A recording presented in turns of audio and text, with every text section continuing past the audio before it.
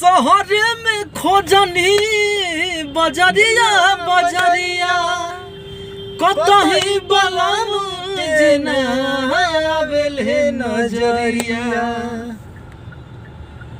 कतनो लगावा तनी हर लागत नहीं खे पाता दरोगा जी हो और 4 दिन से पियवा बन पाता दरोगा जी हो 4 दिन से पियवा बन पाता